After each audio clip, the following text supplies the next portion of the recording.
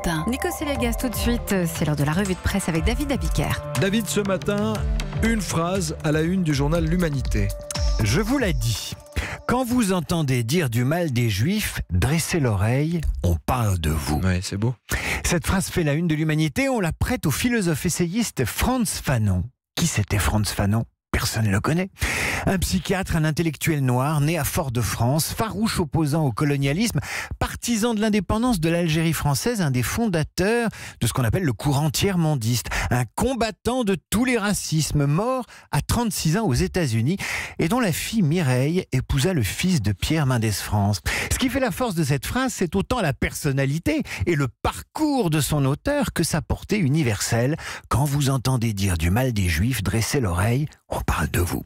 Alors ce matin, qui parle de vous ? Le Parisien aujourd'hui en France, qui s'exclame « marre de cette haine » ou encore le Figaro qui évoque en une l'émoi national après l'agression du philosophe Alain Finkielkraut. Le Figaro où Vincent Trémollet de Villers compare les agresseurs du philosophe à une meute animée par cette forme de violence qui habite aujourd'hui les réseaux sociaux.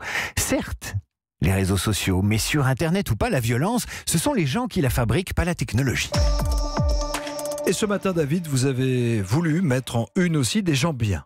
Des gens qui fabriquent du lien social, pas du lien Internet, mais du vrai lien social, de la réalité. Plutôt qu'évoquer les fauteurs de troubles, autant vous parler des facteurs de lien social, ceux de la Poste par exemple. Le Progrès nous explique ce matin comment les voitures des postiers à Talange sont désormais équipées d'une caméra pour cartographier le territoire et créer du lien. Des facteurs à tout faire qui font aussi la une de la Voix du Nord, avec Séverine qui est la factrice de Bruy-les-Marchiennes et qui désormais fait bien plus que livrer du courrier. Elle rend visite aux personnes isolées, aux personnes âgées, même quand elle n'a rien à leur livrer. Une visite, une courte conversation et un signal rigolo avec ses usagers. Elle met une pince à linge sur la boîte aux lettres pour leur dire qu'elle va passer. Et si eux mettent aussi une pince à linge, ça veut dire qu'ils ont besoin de quelque chose.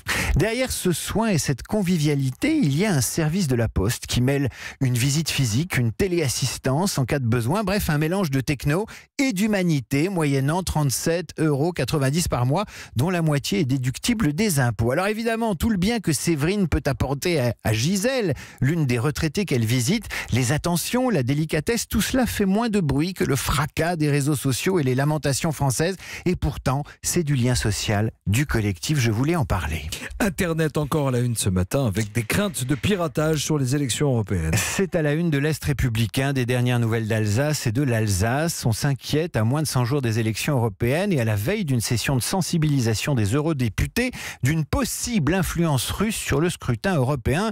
L'Alsace parle de cybermenace et le signal d'alarme est actionné par Julian King, commissaire européen chargé de la sécurité. Pour lui, la probabilité est forte que des gens tentent de manipuler le débat et d'entruquer les résultats. Et il évoque les campagnes pro-russes menées simultanément dans les États européens. Les experts dénombreraient plus de 4500 exemples d'actions de désinformation ces dernières années.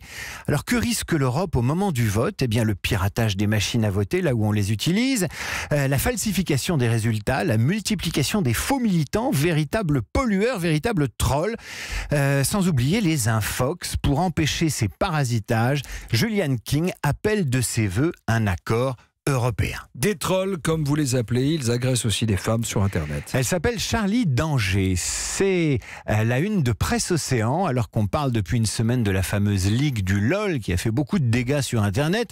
Elle est auteure de vidéos de vulgarisation scientifique. Elle a beau avoir 500 000 abonnés à sa chaîne YouTube. Elle raconte à Presse Océan l'enfer que lui font vivre les haineux de la toile. Moqueries, insultes, menaces de viol.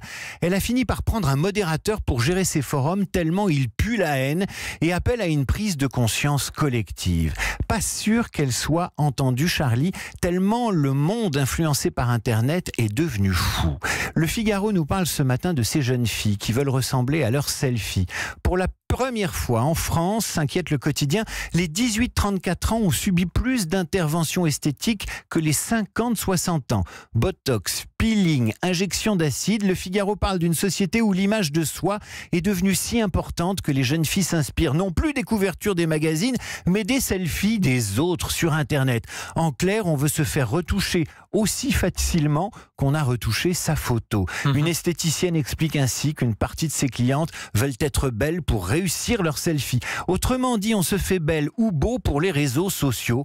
Autant dire que ça nous fabrique une génération qui va avoir bien du mal à affronter la réalité.